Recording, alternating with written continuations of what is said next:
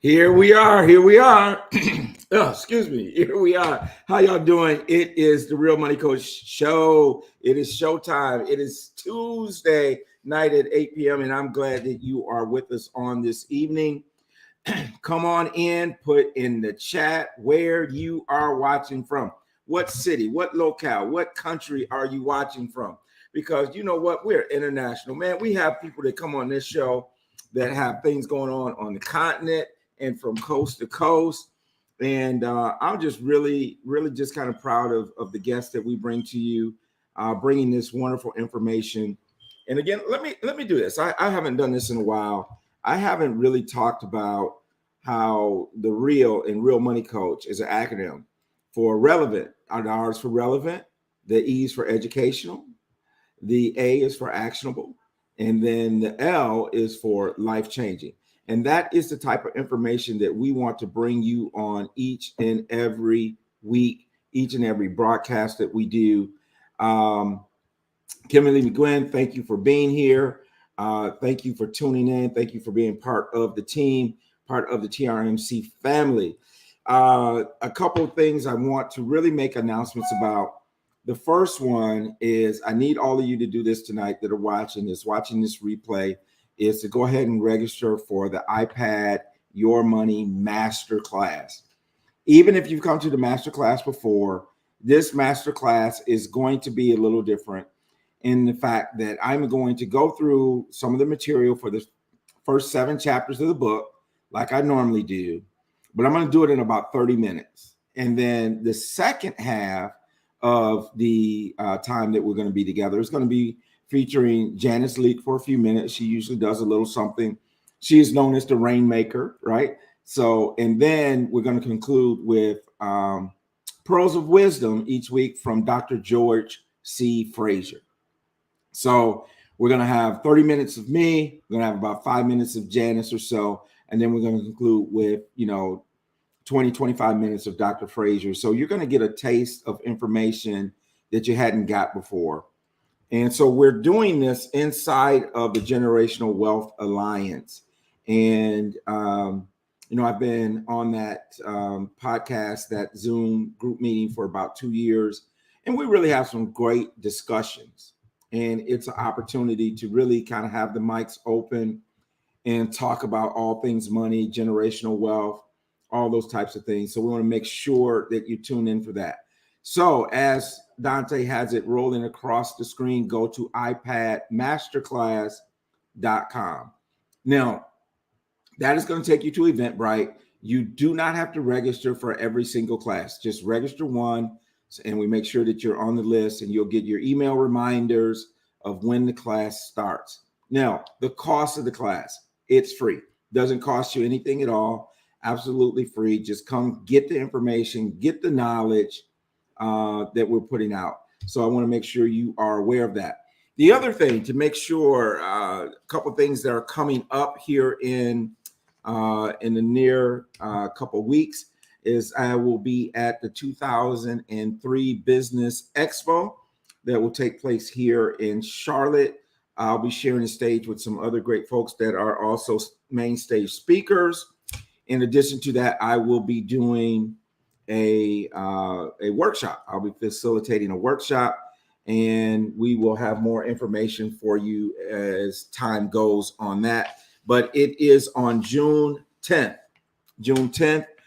Even if you go to Eventbrite and search for 2003 Business Expo. And then the following weekend, which is actually Father's Day weekend, I will be participating in a part of MBN, Matthews Business Network. We're having a millionaire mindset meeting here in Charlotte. Hello, Alice Martin. Glad to have you here. And I meant to tell our people, Dante and my co-host Michelle, that there's storms going through Charlotte right now. So if you lose me, you haven't lost me. It's just the internet went out or power went out or something like that. But I'm here. So, but the millionaire mindset conference, and on Sunday night, the banquet. And I think it's a great thing to do. I think it's a great Father's Day event. Bring your father to the banquet. Dr. George Frazier is going to be the keynote speaker along with Malik Yoba, who, and I hope I'm saying his name right, who starred in New York Undercover. He played Janet Jackson's husband in Why Did I Get Married 1 and 2. He is going to be also the guest speaker and be part of that event. And then following that, it's going to be a brunch the next day. And then we'll also have a meeting on Monday evening. Timothy Day, thank you for being here from Durham, North Carolina. And then I will be back into Murfreesboro, Tennessee, the last weekend in June at First Baptist Church in Murfreesboro. We will be doing a debt elimination workshop on Saturday. I will be preaching the word on Sunday. And we're just going to have a great time there in the Nashville area. So if you're in Nashville, meet me there. So that's the agenda. That's what's coming up. So right now, let's do this. Let's bring on my co-host, my friend, my wife's ace, my good friend, Mrs. Michelle Mitchell. What's going on, Michelle? Hey, Tony, how you doing? Man, you know what, Michelle? I'm so geeked right now. Because we just came off of this wonderful weekend. People on my team that's been on Zooms and stuff and my team meetings, they're tired of hearing about the weekend. They're tired of hearing about Tony getting 2 master's degrees. Yes. From the Howard University, HU, right? Right. And all that good stuff. But it was a wonderful weekend to see 250 of these primarily people of color, primarily African-American students getting their bachelor's degrees. Yeah. This was just a business college. Right. So you had just a business college and about 250 of them. A third of them were getting master's degrees. Wow. So they're getting their MBAs, including executive MBA. And so it was really a great event. Great family event. We had dinner. And then, Michelle, the next day was the graduation party. Yes. And the graduation party also doubled as a gender reveal for Tony and Aaliyah's baby that's coming. Yes. And it's a boy, right? So we got another Tony to add to this pack of Tonys we got. We got enough Tonys to have a basketball team now, right? We got your Tony, you got me, we got your son Tony, my son Tony, and then we'll have the grandson Tony. Yes. We'll put Trey at the point guard. You'll put your Tony at the 5, and I'll just be the shooting guard, and we'll have a great time, right? So, but life is good, and so I'm really excited about all that stuff that happened.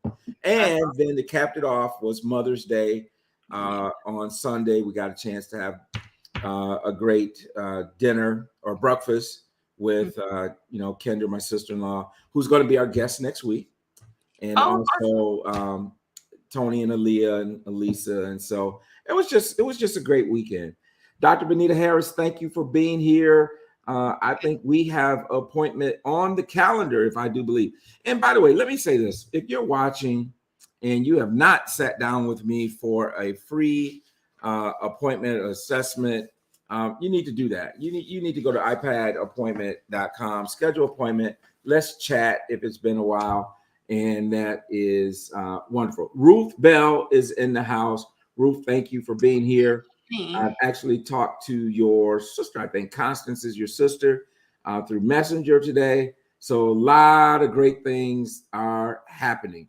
So see, Benita said, yes, I have an appointment. So if you're watching and you haven't gotten your appointment, get your appointment. Get on my calendar before it fills up.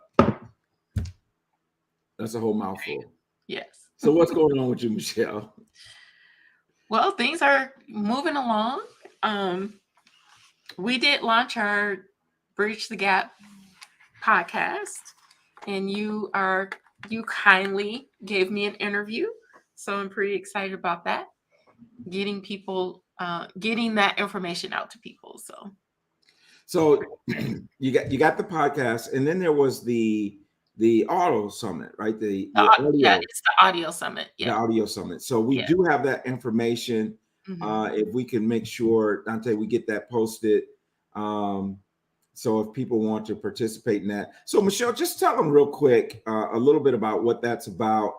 And there may be first time listeners tonight that maybe don't know what you do. You want to take a few minutes just to refresh them? Sure.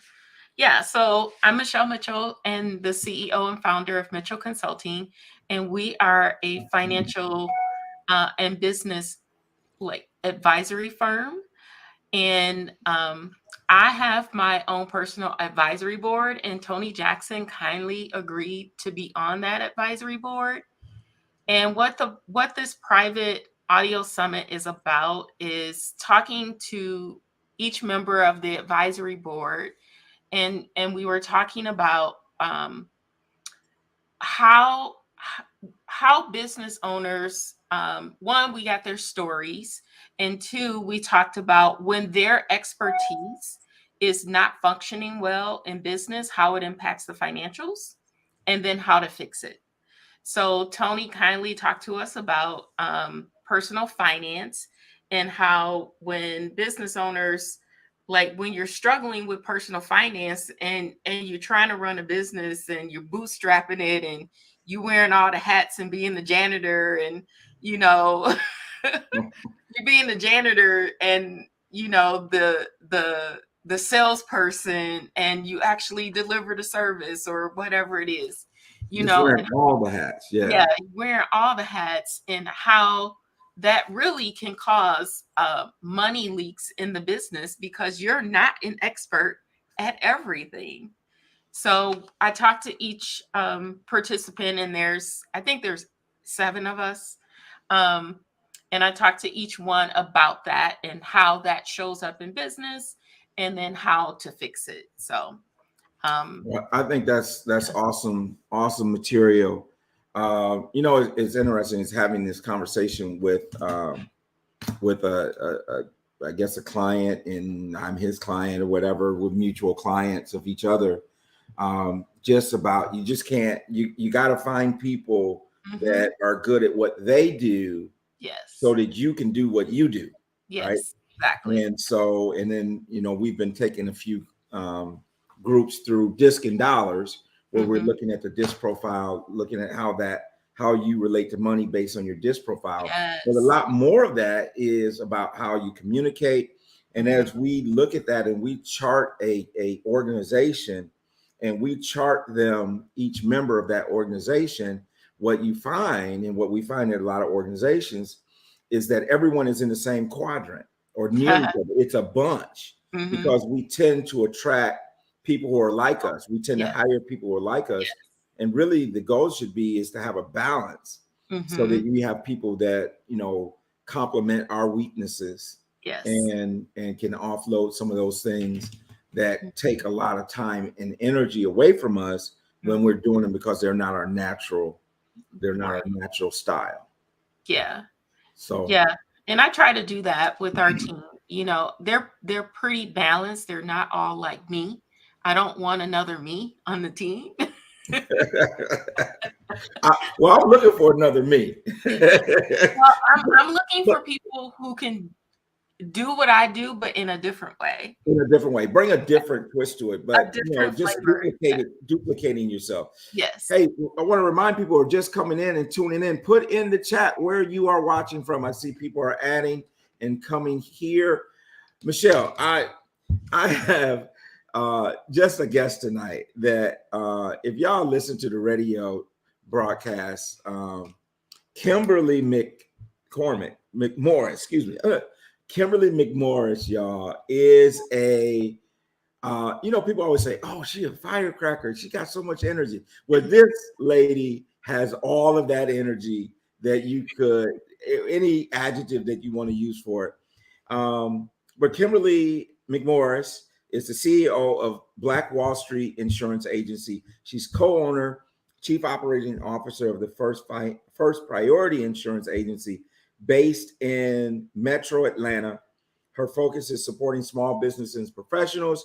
She creates future-based strategic business plans that maximizes the sales opportunities by building highly effective internal partnerships. Ooh. And one of the things that we say in MBN is that collaboration is the new currency, right? Yes, Collaboration is absolutely. the new currency. And so Yes. when we can find people that we can do business with and collaborate, I think that that really just takes us to the next level. So what I want to do without any further ado, I want to have her tell a little bit more about who she is and all her credentials. But let's bring on Kimberly Horton McMorris onto the stage. Welcome. Yeah. Well, How you look, doing? oh my goodness, man. When I tell you I am blessed and amazing, I'm blessed and amazing. It's just simply an honor to be here with you, Queen, and then definitely with you, King. Like it's a blessing. It's a blessing, and I'm grateful. I'm really, really grateful. Well, Awesome. you know, we're grateful to have you on the show. And, you know, one of the things that, you know, from the very first time that I was introduced to you by Ivan is he was said, man, you got to have her on the show. And I think some people said, well, she's an insurance agent, you do insurance. But, you know, you and I had that conversation that, you know, there's so much need in our community that if we could collaborate and come together and do some things, we can really start to make a difference in our community. And so that's why I'm glad you're here. And I'm glad that you can be able to share some things with our audience tonight that's going to empower them, encourage them to do some things that maybe they haven't done. So with all that being said, I want to just turn it over to you and just give you a few minutes to introduce yourself, tell us, you know, a little bit about your background, and then we can start to unpack this Black Wall Street Financial Literacy Foundation. We need to talk about that. So take a few minutes to introduce yourself. Well, first off, like I said, thank you so very much. It's an honor and a pleasure to be here, with you, and then definitely before your listening audience. I do not take this lightly. But just simply a little bit about myself. Of course, I come from an insurance background. I actually worked at Blue Cross Blue Shield for 15 years. And just simply saw the need. And then, as God would have it, my husband is actually an insurance agency owner. He actually owns First Priority Insurance Agency. And so we've just simply decided to come together and then bring together our collective, expertise. And then with us bringing together our collective expertise, and running, because our main insurance agency is actually the First Priority Insurance Agency. But as far as with me navigating in this Black Wall Street space, it was just simply a call to action. And then I tell individuals, that there are things that you were, born to do. And this is just simply one of those things that I was just simply called to do. Much like most of you on January 6th, we all saw the insurrection happen, and no rhyme, no reason. I just Googled Black Wall Street, Georgia. And in me Googling Black Wall Street, Georgia, I just knew that in that moment that I had to bring our business community together, because we were right in the middle, of the pandemic. And I had saw how many of our, business owners had lost their business. And I just simply wanted to make sure that we could meet the needs of our community, because we have very unique needs in our community. And then from there, even with me creating the Black Wall Street Insurance Agency, there were so many people that was coming looking for help that it made me decide that I wanted to create a Black Wall Street Financial Literacy Foundation, because I figured that there was a lot of individuals that was out here, much like myself, that was just simply looking for access to information. And so in that looking to access for information, like I said, I created this Black Wall Street Financial Literacy Foundation. And then even with me doing this Black Wall Street Financial Literacy Foundation, and me volunteering moving forward, I actually got asked if I would help with the Pan-African International Chamber of Commerce Conference. And that built my bridge to Africa. And so I tell individuals, whenever you think about Black Wall Street, I don't necessarily want you to think of Tulsa, Oklahoma. I really do want you to think of the consciousness of Black Wall Street and us really truly interconnecting, our Black dollar. Because if we can interconnect our $1.7 trillion with, I don't even know how many trillions of dollars it is in Africa, that then we can have impact, and that we can really, really, really begin to affect change, and then be financial beacons of our families, of our households, and then of our communities. And that has now brought me here before you. So I'm just simply a servant leader, just simply trying to do all I can to uplift and then to empower us. Well, that's pretty awesome. And I heard the figure of $10 trillion Black money worldwide. And, if we can learn to even just take 20% of that and keep it among ourselves. And I love that, Black Wall Street is not a destination. I mean, we live in this time of virtual reality and, all these type of things. So Black Wall Street is wherever the mindset goes. And I love that. I love it. So tell us, so you mentioned you worked for Blue Cross Blue Shield for 15 years. Your husband has been in the insurance industry for, sounds like, a number of years. The Black Wall Street Financial Literacy Foundation. What's the goal? What's the tell us a little bit about the mission and what's in store for that organization. When I tell you that this has just simply been a labor of love, it's been a labor of love because I have never, ever wanted to own a business. There has not been a single day in my life that I've woke up and said that I wanted to own a business. My master's degree is in organizational leadership. And whenever I was getting my degree in business, I hated everything that had to do with math. And I was like, what degree can I get that requires absolutely no math? And which was organizational leadership. And so I was like, fantastic, because it fits with my personality type. And then, as whenever we talked earlier, I told you that I was that child that the village raised. So therefore, I just simply want to bring us all together in an organized fashion. But with me being in this Black Wall Street space, I couldn't really be talking about ownership and then I not own a business. And so in my quest to me owning a business, it's like most people think that all you have to do is just simply just get an LLC or be really, really great at a product, and they forget all the stuff in between. And I had no idea what I didn't know. And me and my husband, we own an insurance agency.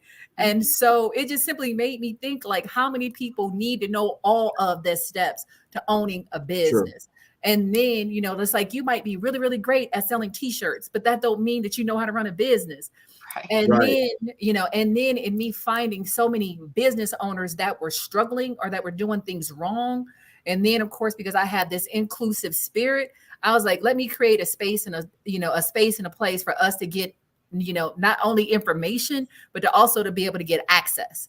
And then, whenever I say access, because we're in the Black community, we are often over mentored and underfunded.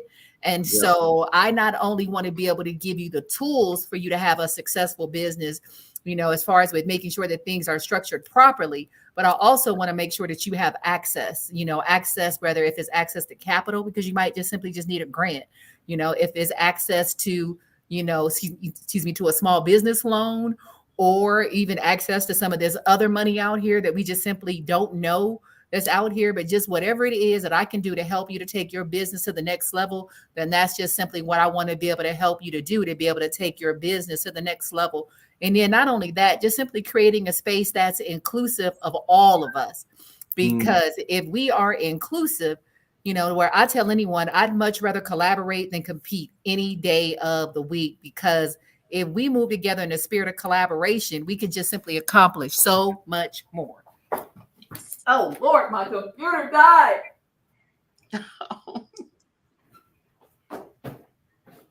Our computer didn't die.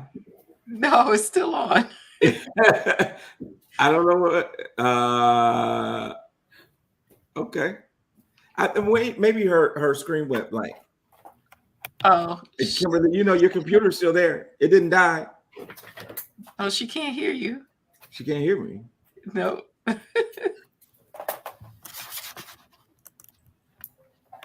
Okay. We were with you the whole time. Yeah. You know what though? And then God would have it, because again, in this inclusive space, I have an administrative assistant that I just brought on board. And then I also have an intern, because I'm also on the board of directors of the United Educational Institute. And one of the students, I was training her on my computer at her desk instead of me being at my desk. And then just now I saw that flash. I was like, oh my goodness, Jesus, no. But that's okay. Where there's a will, there's a way. And so, thank goodness it was just right over here across the way. But however, please forgive that station. No, you were good. Now that I have my charger cord. But yes, but again, like I was saying, just anything that we need as as a business owner, whatever it is that I can do to help you to be a financial beacon of your household, of your community, because there are so many things, that we need, because we were educated differently. Like most people in our community, right? We didn't grow up with our parents owning a business. Like my parents, we didn't own a business. Nope. This whole entrepreneurial spirit, like it was foreign to me, wanting to own a business. But again, as I began to educate myself, and then especially whenever I think about, the spirit of Black Wall Street, we have to go back and we have to possess the land. And we have to possess everything that belongs to us. We have to own our own thoughts. We have to own our own ideas. We have to own land. We have to own property. We have to, everything, just simply, no matter what it is, that we have to own it.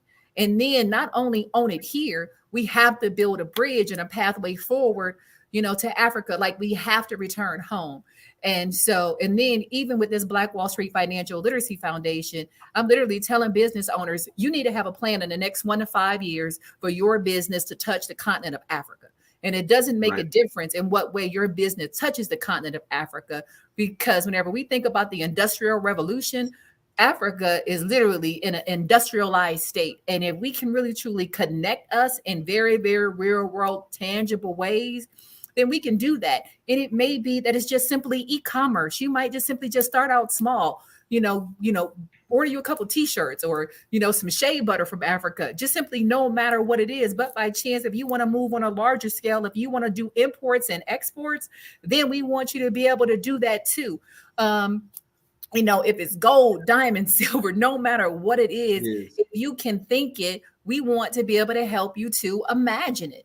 And then not only that, tap into, the consciousness of who and what we are. Like we can no longer use slavery as an excuse. Yeah, true enough, they may have had 400 years, ahead of us. But what proactive steps are you taking to be able to bridge that gap?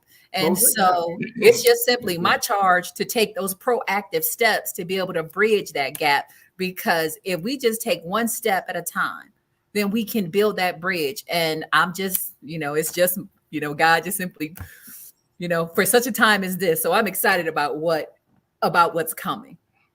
Well, and it's just like, just one brick at a time, and just absolutely it. And so I do want to acknowledge a couple of people that put their location in the Constance. Thank you for being here. James, thank you for being here as well, watching tonight. And so, there's so much need, and I love that idea of bridging a gap to the motherland, to Africa. And because I do think that's important, and it's on my bucket list. It's on my bucket list to make sure that we do that. And I love the fact that you have that nonprofit component, because really, there's a need for both of those things in terms of being able getting grant money, redistributing the wealth, and that type of thing to close the wealth gap. So what kind of initiatives are you doing right now? What kind of things do you have going? I know you got a conference coming up. So tell us a little bit about what's going down right now. It's so much. And people ask me, like, Kim, how can you do all of this? How can I not do all of this? Like, that's really the question. How can I not do it? Like, how can I not do it?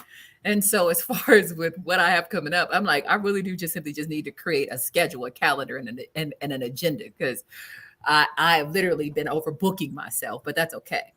Because even with this weekend, where there is a young lady, her name is Miss Shaquana Teasley. She's actually doing an event talking about the supply chain. And then, right, whenever you think about the supply chain, most people think, oh, well, I have a buyer in this country, I have a seller in this country, and then I have someone to fund it. But they forget all of the fundamental pieces in the middle. You might just simply be selling widgets. But if you buy widgets in Atlanta, how are you going to get those widgets, to Accra, Ghana? Like, how are you going to get them there? And then most people forget all of that stuff there in the middle. And so therefore we want to make sure that you have absolutely everything that you need, all the resources, all the tools, everything that you need to be able to, to be able to do business on the continent of Africa.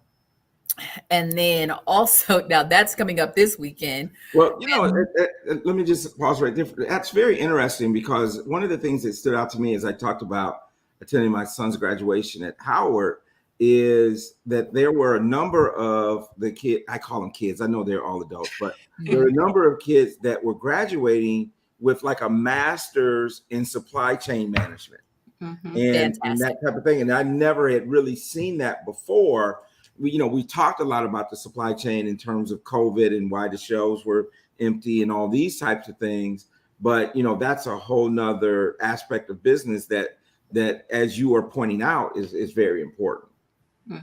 Absolutely it is. And it's necessary.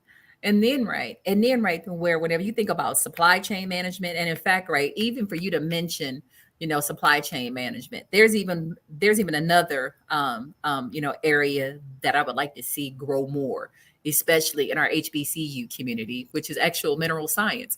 Because and then even if you think about mineral science, it's like the richest assets in the world are in Africa. I mean, and everything that you need is actually in Africa. 80% of the world's richest resources are in Africa. So why are we not, training individuals here in the States to be able to do mineral science, to be able to, mine the minerals? And then this way, that would be a way for us to stop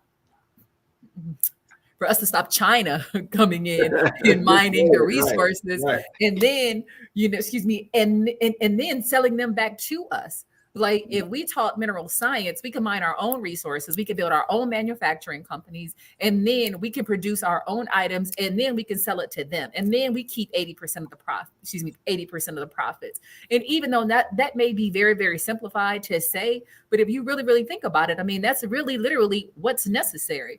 I mean, then even like if I go back just simply to Black Wall Street, most people think about Black Wall Street, and then the reason why they actually bombed that community was because it was this thriving, robust Black community. Surface level, absolutely, yes, it was. But most people don't know that one of the reasons why they bombed that community was because there was oil in the land. It was in Tulsa, Oklahoma. And the planes that was actually flown, to drop bombs, because it was a terrorist attack, was for them to clear out those 40 acres, because they had given us our 40 acres and a mule, but they just simply didn't realize that the 40 acres that they gave us was on an oil repository. And so they had to somehow that community was so that they could get the oil out the ground, because that's really truly what they want, is that they want access to our assets. And we just simply have to be mindful to what it is that we have, and then take those assets, no matter what they are, and then figure out how we're going to utilize them for our good and not their good. And so even if you think about financial literacy, like I didn't even know that. All I knew is that there was this Black thriving community, and that quote unquote, there was, a situation that happened with the white girl and the Black man, and then it started this race riot. That's what they tell us, surface level. Right. But if you really, dig into your history, and then you'll see that it was about something totally different. And so we have to be educated from that standpoint. And then even also, whenever you think about financial literacy, I tell individuals that we have this Black Wall Street Financial Literacy Foundation so that we can build you where you're at. And then, build you where you're at, because if you can't feed your children, can I really talk to you about owning a business? Absolutely not. If you can't figure out how you're going to pay your rent, can I really talk to you about the fact that we need to possess the land? If you don't even know how to if you don't know how to balance a checkbook, like we have to get back to the basics of building us as a community. And then not only that, where, and then touch everything in our community, where, like how with my business partner, Dr. Angela Hassan, love her to death, because she's written over $65 million in grants. She was a fantastic person for me to partner with. She also owned a Lindio Bank. She was a fantastic person for me to be able to partner with, to where there is, there's a world peace ambassador where he can't just touch just Nigeria, even though he's from Nigeria. he can touch all over the world. Where I've had the pleasure of actually now I'm doing my autobiography with Leeds Publishing, because we have to be able to tell our story, because we all have a story. And then even like how right now, how people are all up in arms about this critical race theory. I don't care about this critical race theory because they don't tell our story right anyway. Right. So right. we have to tell our own story and educate our own community, because if you ask a younger person today, tell me something about your Black history, they think that we start with slavery. They don't realize that we come from a great race of kings and queens. But I don't want individuals just simply to stop at the fact that we come from a great race of kings and queens, because we also had some entrepreneurs. We also had some nurses. We had some doctors. We had some bricklayers. We had some engineers. Like, we were a very thriving culture as a Black community. And we just simply had to get back to our roots of who we are, We are who and God made us. literally, and Yeah, then absolutely. refocus us, because it's so much. And then even like I've only been on this journey, like with this Black Wall Street journey. I've actually only been on this Black Wall Street journey just simply since the insurrection. But on this bridge to all things Africa, that's just been in the past year. And I've just simply just been volunteering my way forward. Like, how can I help you? How can I bless you? How can I serve you? What do you need? What can I do for you? And in me taking that stance of how can I bless you? How can I help you? How can I serve you? What do you need? That literally has me talking to kings and queens. That has me, helping to plan conferences for presidents of countries. Like, that has me talking to, helping individuals with their campaigns. And because I know that I can't be God given. Like, I know that as long as I give, the more that I had to give. And then even whenever I decided to do this work, I just simply did not want to do it. I was like, really, Jesus, are you sure this is what you called me to do?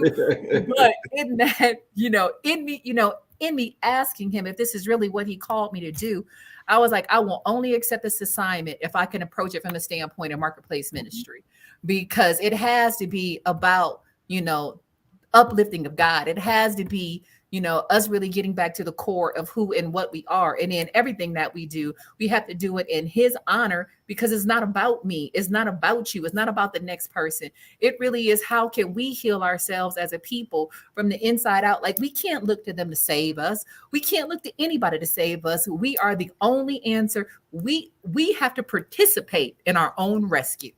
Yes. Absolutely. 100%. And, as you were saying, I was thinking about, Genesis 12, and it's like, get thee out of that country into a land I'll show you. And he told Adam that you will be blessed and you will be a blessing. And, we don't want to be we don't want just to be blessed, but we want to be a conduit of that blessing so that we can bless others. But you can't give what you don't have. True. And that's why, the financial literacy and all that is so important, that we continue to raise our financial IQ so that we can give those nuggets on to others who need them, our family, all those types of things. And so I love that. And I know that, your faith is a big part of what you do. So you want to talk a little bit about, just tell us a little bit about that. Tell us a little bit about, the marketplace ministry. I am, whenever we first talked, you was like, tell me a little bit about yourself. And I was just like, I said, I'm that child that the village raised. And then, whenever I say that I'm that child that the village raised, my mother and my, dad, they got divorced whenever I was 4. And so, and then my mother, like, she had to do what she had to do to survive. So I spent a lot of time at my grandmother's house. But thank goodness at my, grandmother's house, it was a whole host of, cousins and, aunts and uncles. And so I just simply move in that space of, community. And then because I move in that space of community, I just simply try to do all I can, just simply, to help, because, like, I was, even though they never made me feel like I was a step, cousin or a step, granddaughter, like it, but internally I knew that. And so, and because internally I knew that, I literally just simply tried to do all I could do, just simply to be helpful. Because, it's like whenever you feel slightly displaced, you kind of crave, love where you can get it from. And because even though I had a very nurturing, environment, that's just literally how I live my life, even with right now, because is that I always look towards, the light. I always look towards a positive of a situation, because it's easy to focus on the negative. It's hard to focus on the positive. It's Very hard easy. to focus on the light. And because I do choose to focus on the light, I choose to focus on the light in anything. And then even as far as with, like I didn't really truly find my place in the Bible, even though my grandmother made sure that I went to church. But I actually went to a biblical studies college, but I didn't really necessarily go to a biblical studies college for the sake of, let me go to this biblical studies college because I need to be more in touch with the Bible. It was, that it was an advanced, it was an accelerated classes. And I was like, what, you mean to tell me that I could go to school and I'll have to take one class every 5 weeks? Fantastic. I'm always going to find a shortcut. But however, though, right? But whenever I had to do my biblical studies final, I discovered the book of Esther. And then, right, whenever I discovered the book of Esther, that was finally where I could see me in the Bible. Because for such a time as this, even with right now, even with the spirit in which I move, it is literally because of the book of Esther, because she didn't want to go.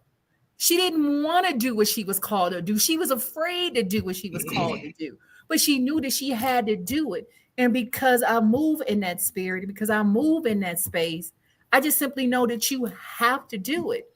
And then, and I've been a member of the same church for 23 years, Bishop Diane Collins, Faith Walk Ministry. And I have served in every single solitary position other than in that pulpit and in that choir stand. And because I just, for some reason, right, I just always felt like I was going to catch on fire if I was in, if I was in that pulpit. And then in that choir stand, the kids would be like, Auntie Kimmy, like the word, you got a lot of talents, but singing just ain't one of them. And I just so happened to, our bishop was talking about, your talent and then finding your talent and utilizing your talent. And then even at the end of the sermon, like I was still trying to figure out like what my talent was. Cause I'm like, okay, like I don't play an instrument. Like I'm, it's like we look at all the things that we're not instead of all the things that we are. And then finally I asked her, I was like, well, Bishop, like, I just don't know what my talent is. And she was like, baby, your ministry gift is the ministry of helps.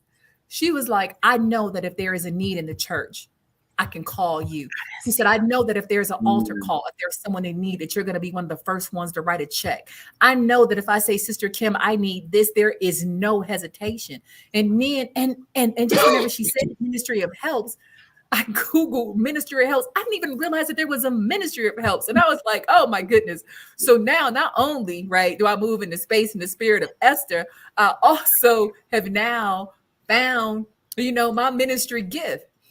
And then right in me moving in this particular space right here it was actually a church member she mentioned marketplace ministry. And when she said marketplace ministry, I was just like, wait a minute, marketplace ministry. And then again, I Googled and researched marketplace ministry, and it identified with everything that I was doing. Because if we do it for the right reason, if we do it from our heart and of the right spirit, like I know that I can never, ever be God-given. Like I can't. I know that as long as I leave with my hand open, that not only can blessings flow from my hand, that blessings can be deposited into my hand. And so I just wish that we move more from the spirit of, what can I do for you? Because just in me asking, what can I do? If I ask you, what can I do for you? Pretty much you're going to turn around and ask me the exact same question. Well, what can I do for you? That's one of the most to the point, what can we do together? And think about how much we can accomplish together. It has just astounded me, the things that I'm working on, the things that I'm doing, just by saying like, like what can we do together? Because even with like how I mentioned, planning a conference, like where it's like one of my friends, she was actually just simply one of my insurance clients, but she has this organization called the Conference of Black Mayors Organization. Yep. I knew that there was a couple of mayors in her organization. I had no idea that she had 32,000 Black mayors in her organization. Wow. And mind you, right? And she wants me to be her director of public affairs. I'm like, are you serious?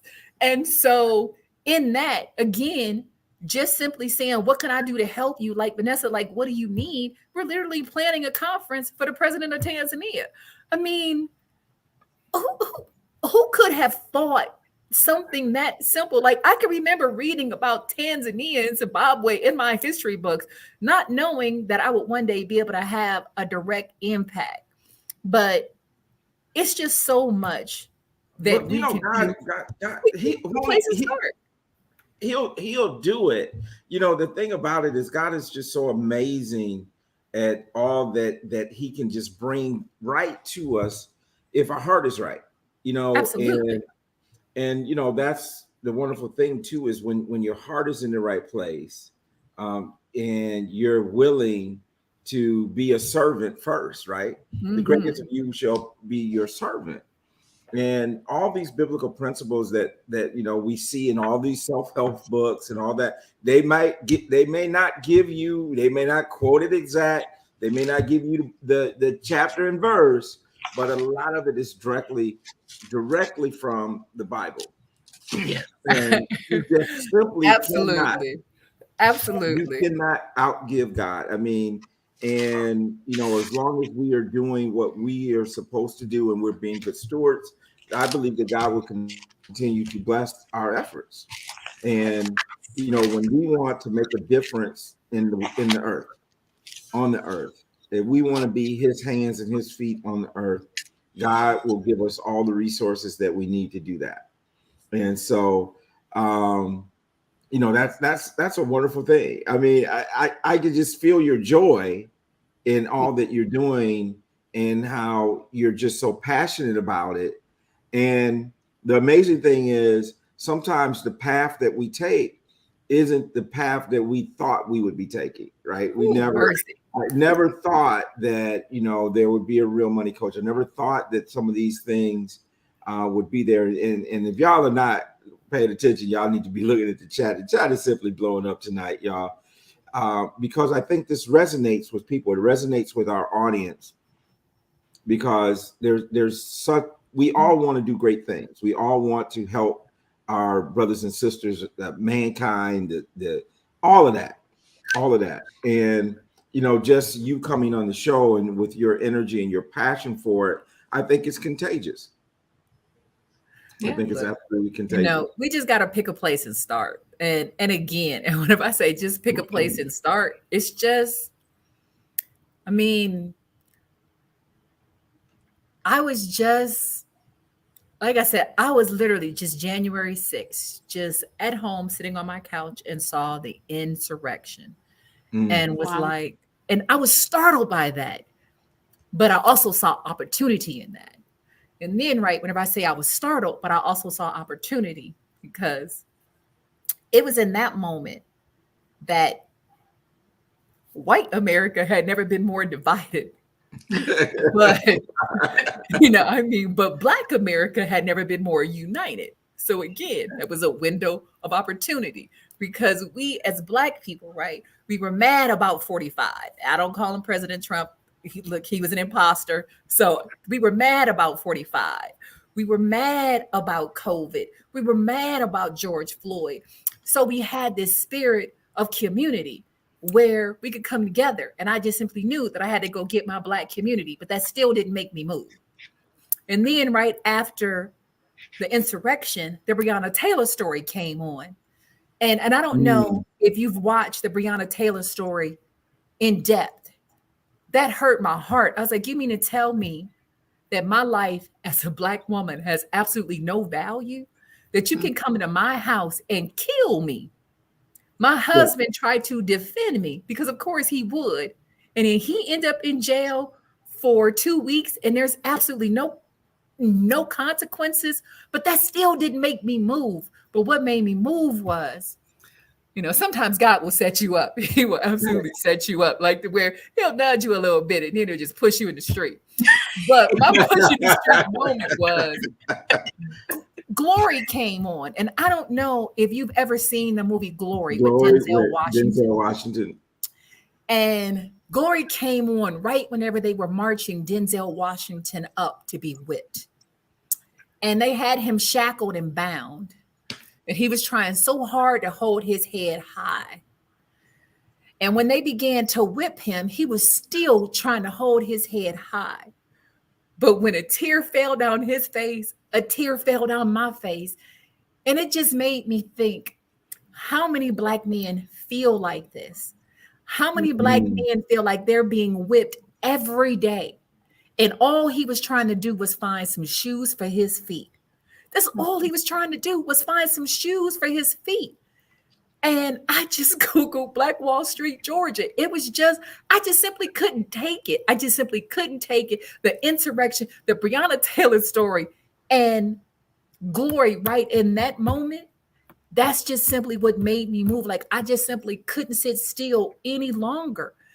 And then, right, because I move the way I move and I do what I do, is that literally because I know that if we can uplift our Black men, right, that if we can really, encourage our Black men, for them to be the great kings that they are, that if we lift them up and not beat them down, that so many amazing things can happen, and that we as women, right, where we don't want to lead. I know they keep saying that it's the year of the woman, it's the year of the woman. I don't want to lead. I want the men to lead, because if the men get it together, if the men lead, then we'll follow. We absolutely will. It's just simply our inherent nature to be able to do so. And so I do what I do to be able to uplift and empower every single Black man that I come in contact with. Because we as women, we have to build kings. We have to lift our men up. We have to tell them what they can be instead of what they can't be. We have to, it's like where it was a point right during slavery, whenever you would say, oh no, Johnny, you can't be too proud because the master might beat you. Or, oh no, Johnny, you can't be too boisterous because this will happen. No, we have to literally let our Black men be like they are lions in the jungle roaring, and then reaching down into the depths of who they are to be everything that God purposed them to be. And then not just, it's like I tell people that God gave us all a gift. It really is just simply, if we really truly reach down in our soul and our spirit and see what those gifts are, not just that gift, those gifts are, because we have a multitude of gifts. And then operate in whatever that capacity is. I tell individuals I'm able to do what I'm able to do, and then have so many people following me because I allow you to operate in whatever it is that you want to be the best in. No matter what it is, I want you to give it 110%. Where if you don't want to do that, I don't want you to do that. I want you to do whatever it is that you are passionate about. And then if you do whatever it is that you're passionate about, you're going to give 110%. My favorite prayer is the prayer of Jabez. I post a prayer of Jabez every single solitary year for God to order my steps, for God to enlarge my territory, for God to keep me from harm, for God not to allow me to cause pain. And that's just simply my go-to prayer every single solitary year. If I have a moment of, because we all have moments when we get weak or when we get weary. But that's just simply where I go to. And just because it was for us. I mean, everything is. And so we simply have to realize that everything is ours. And then if we operate in the capacity that everything is ours, then you start taking those proactive steps to go take your stuff back. Dominion. To go get your joy back, to go get your happiness back, to go get your land back, no matter what it is. And just let go and just unleash those chains that bind. Because often we hold ourselves hostage. We hold ourselves hostage to our past. We hold ourselves hostage to that future that we can't envision. that God has for us. But if we just break those chains that bind, especially that childhood trauma, we can do so much. And I tell individuals, right, stop asking people what's wrong. Start asking people what happened to you, because you'll get a completely different answer if you ask what happened to you instead of what's wrong with you. Because even with asking that question, what happened to you, right, it triggers something in the mind. And then, right, it makes you think about what happened. And then if it triggers something to make you think about what happened, then maybe you can go get some therapy. Maybe you can go get some counseling. Maybe you can talk to somebody to let that go. Because I'll tell anyone, I have been to therapy 4 times to get to my happy Black place. And I am so unbelievably grateful, because we have to let that go and live our authentic truth, no matter what that is, and then just be unapologetically you, because I am unapologetically me, no matter what it is. What you see is what you get. I'm here. Well, I love it, and I really like the what you said about the kings and queens and how we need to support. You're mentioning how Black women need to support Black men, and but there's the reverse side of that too, is that we ought to love our Black women as queens and treat them as queens. You can't expect someone to treat you like a king if you're not treating them like a queen. Absolutely. And so I think that it goes both ways. And what we have to do is not let the Western culture tell us how we need to treat each other, but we need to go back to what the word says. The word makes it very clear of how we should be treating each other. Love your neighbor as yourself. Those things. And husbands, love your wives as Christ loved the church. These are the things that we need to get back to in our community, so that we can have that mutual respect. And it begins in the nucleus. It begins in the home, right? Absolutely. If we can get it right at home, then we can get it right. Because how can a man rule the house of God if he can't rule his own home well? If we're not happy at home, it's going to be hard when we go out, we're going to be putting up a front. And when you put up a front, it's stressful. It'll wear you out. You definitely will be on someone's couch, because it'll just drive you crazy. But if we can get that happiness and joy, this joy that I have, the world didn't give it to me. The world can't take it away, right? If I can get that joy in everything that I do, it's so powerful. And I love it. I love I love your energy and everything that you've said tonight. So it's approaching 9 o'clock. I can't believe the time has gone by so fast.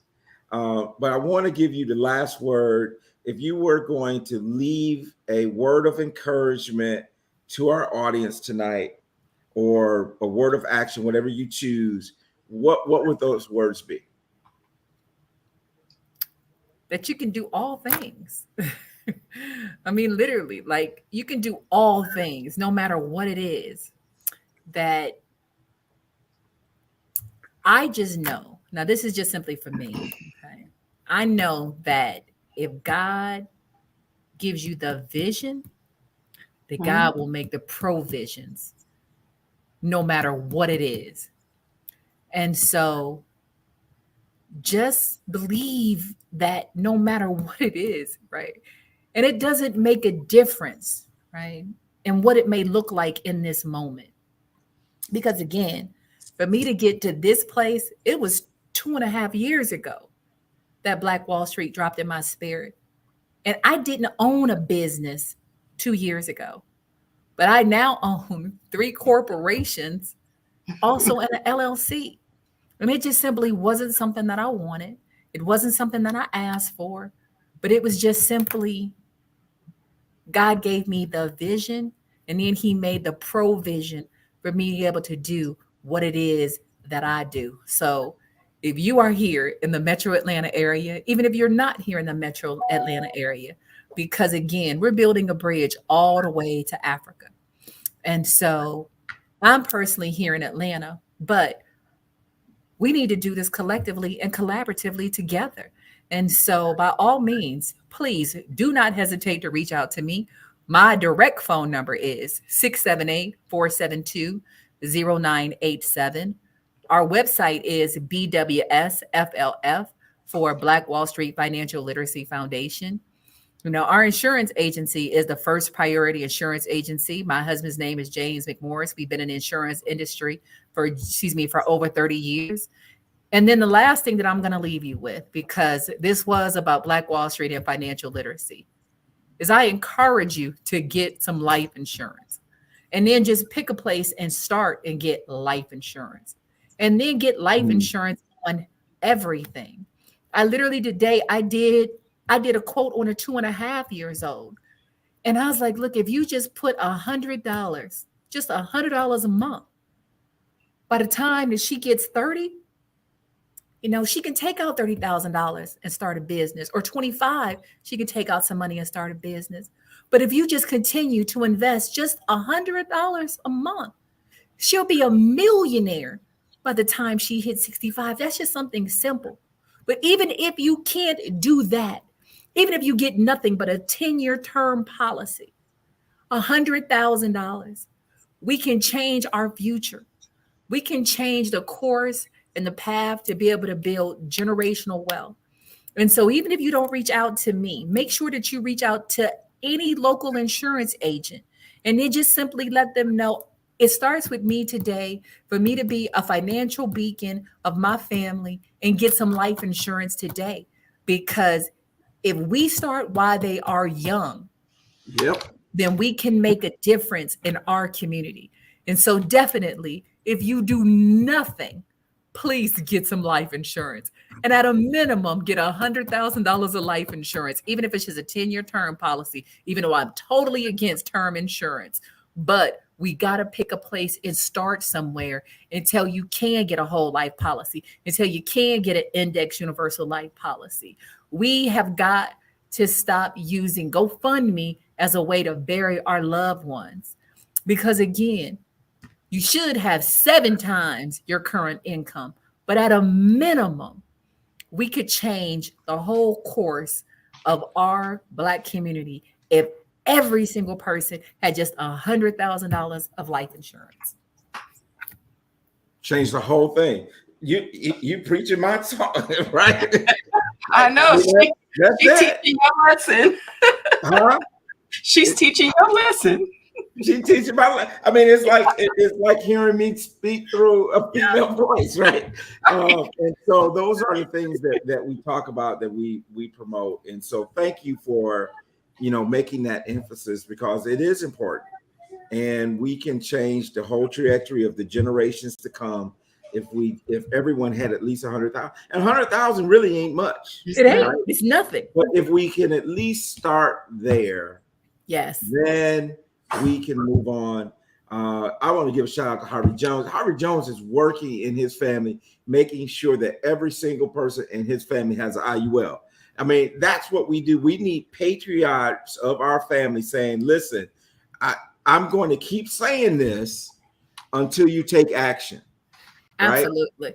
And then please tell them to get the new life insurance. Right, I'm so sorry, but yes, but please tell them to get the new life insurance, the one with living benefits, because none of us have a just in case I get sick life insurance policy. So please, whoever your insurance agent is, ask them, do I have an old life insurance or the new life insurance? Do I have an insurance policy just in case I get sick?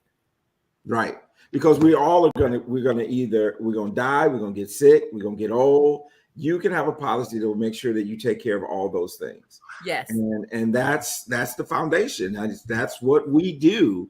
And so along the way, we got to teach some financial literacy so they don't get that $100,000 and blow it, and all these types of things. So thank you so much again for just taking time out to be on the show. I know you're extremely busy.